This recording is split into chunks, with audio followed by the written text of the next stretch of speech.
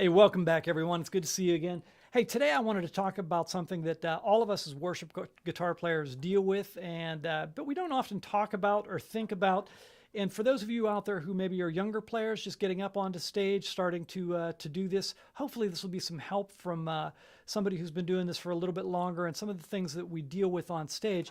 And what I wanted to talk about today was what we think about when we're up on stage, what consciously is going through our minds as guitar players. And we never talk about this, but this is an important thing. You know, first of all, I have to say we are worshipers when we're up on stage. So we are not actors up on stage performing for people. We need to be worshipers where our heart is really focused on the Lord, what the words of the songs are saying. Our heart needs to be right with God, and we really have to be leading people into worship. And we can't be worship leaders if we're not going into worship. But having said that, let me say this, that we are also technicians on stage who are doing very technical jobs. And we also have to focus on a lot of different things about the live environment. What I mean by that is this, like I do sessions, and then on sessions, all that matters is the parts that you put down. So it's just about the music. You know, I can be in my underwear and playing, these parts, and it doesn't matter what I look like. It doesn't matter how quickly I make transitions. Things are nice and slow in the studio as far as they're fast as far as you got to get parts done quickly well. But, if you need to make switches or whatever, it's not a live environment. You just do overdubs, and it's really easy that way. When you're live, you're doing everything on the spot. But not only are you doing stuff on the spot, you're doing it on the spot in front of people. So, you have to think about things like, am I in my lighting spot, or do I pull out and I'm halfway out of my lighting? Angles of the cameras, if you have cameras there, and what that looks like. Interaction with other people on stage. Are you just your own little person? Movement on stage. Are you scared and looking terrified on stage? Or do you look like you're engaging? Because, you do have to look like you're engaging with the music, shutting your eyes, or, lifting your eyes up, lifting your hands, singing along, doing all of that sort of stuff. How you look on stage in general means something to the experience that people out in the congregation are going to have. And you have to execute parts technically. So it's a very complex environment that we're in. And what I'm going to do today is I'm going to just talk you through what I did just a couple of weeks ago on stage, because I finished up. I actually wanted to make this video right between services, so I remembered exactly what I did, but I didn't get a chance to. It got too busy, and I thought I would do it now. So the first things first is I try to be as prepared as I can be going up onto stage. So it's a preparation of both learning my parts so that I'm free with my parts, and also a preparation for transitions. Now, let me say this. This is really important to some of you, especially who are newer to the CCM world. You may think, because it's not the music of Steve Vai or Yngwie Malmsteen or Eric Clapton or whoever you're into, that this parts, because they're simple parts, that CCM music is easy. Well, it is not technically challenging. So you're right in that. It is not technically challenging music. The parts are very simple parts technically. If you played them on an acoustic guitar, they would sound very, very simple. So it's Three Blind Mice type of stuff oftentimes that we're playing. But it's very complex in that our music that we play in CCM, the language of CCM, is not about technique. It's about tone, textures, and transitions. Tone, textures, and transitions. So first of all, tone, you have to be able to get the sounds. Eric Clapton is an amazing player. I love Eric Clapton's stuff, but if he got into the CCM world, if he got on stage with Passion or whoever you're into, Bethel or whatever, he would sound out of place. He wouldn't sound right unless he adopted some of the things that they do with the big giant sounds, with delays and reverbs and the type of simple parts that they play.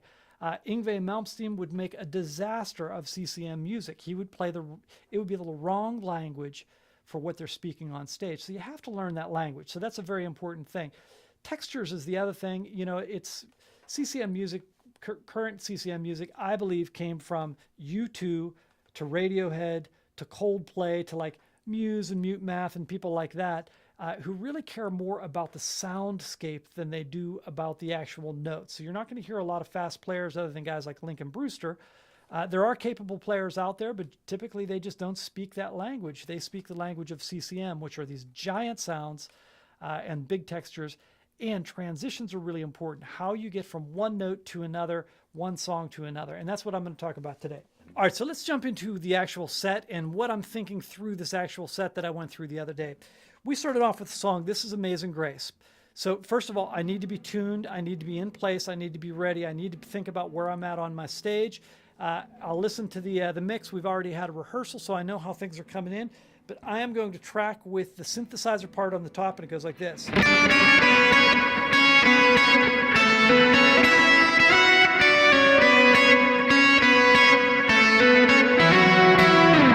After that, I'm going to have to switch to my middle pickup, and I'm going to have to switch patches to this sound as opposed to that octave down sound. And it's going to go like this.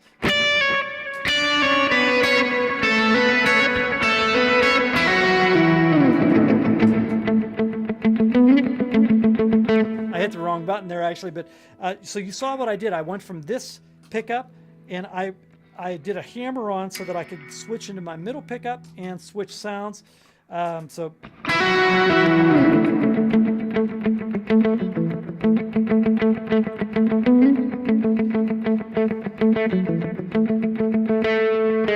I've got to be locked with this delay. Turn on the chorus.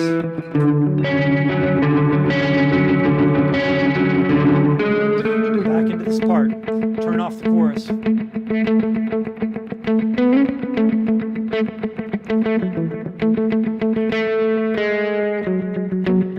Back to that chorus.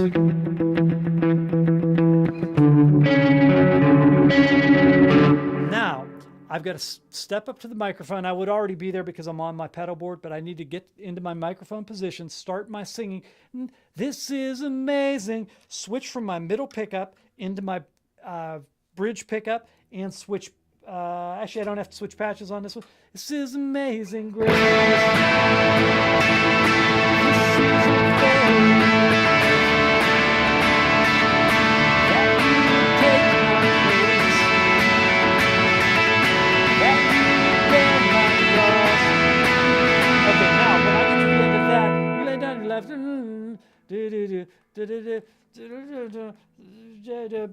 I've got to switch back to this sound. Then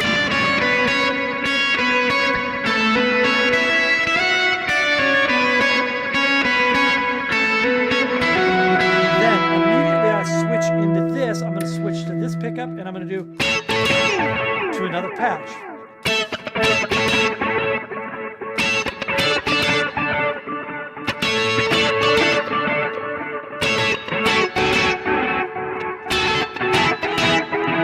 Then on the last one, I'm going to put a chorus. Switch back. This is amazing grace. This is unfair. So you see in that I had to switch the patch first of all. I had to switch from here. I turned the chorus on. I switched down to there, and I switched to number 2. So again, you know, you might not think CCM music is complicated, but this is very tricky and it happens very fast. Okay, fast forward, I go into the middle section. I want to be in my middle pickup with the chorus on. Oh, and I put on a reverse delay. Not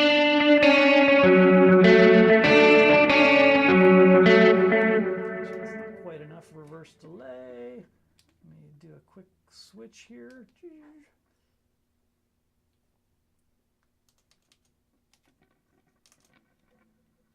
So I'm going to switch it to this.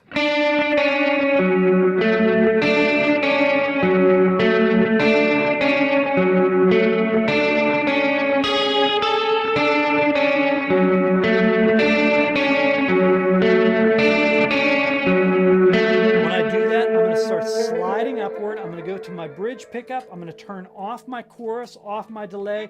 This is amazing grace.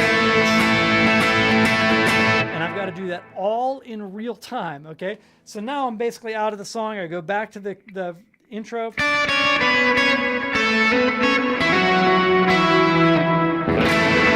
I switch the track to the now, on this particular set, I needed to use a capo. I almost never use a capo because it makes transitions very difficult, but I needed to use a capo for this. So I started doing that trash can. I had to dig in my pocket. I made sure to put it in the correct pocket. So this one I put in my right rear pocket. I turned down my volume. I put on my capo. I try not to do it too fast because if you bend the strings, you'll be out of tune.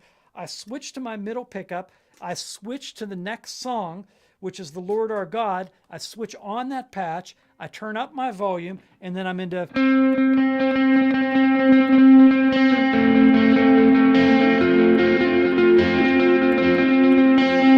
the time hoping that I'm in tune. Because if I'm not, this song plows along. Okay, so I'm in that sound. When I go to the chorus, I'm going to switch from...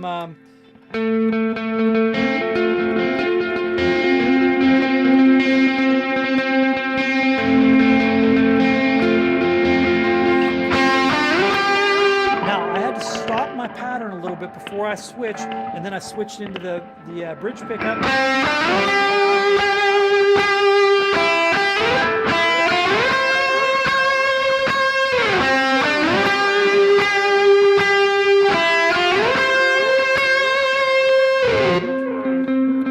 You hear again, I stopped that phrase slightly short, even though on the recording it goes longer, but I can't make that transition and get to this part.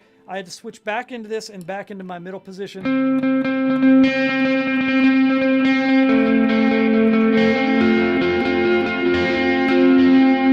now that's the end of that song. Basically, those are the transitions. Every time I make that switch from my verse to my chorus, I've got to switch there, and I've got to switch my patch and do that. Now, when I go into the next song, so I've got to take my capo off. So I'm going to turn my volume pedal down.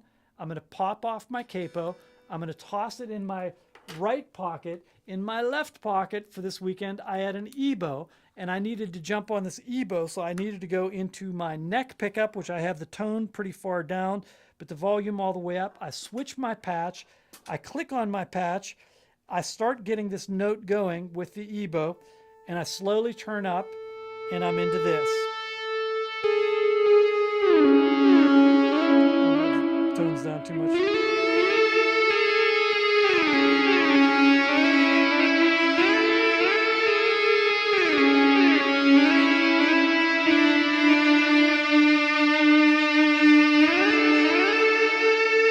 Okay, now this song, I basically play through the whole beginning of this song with the EBow.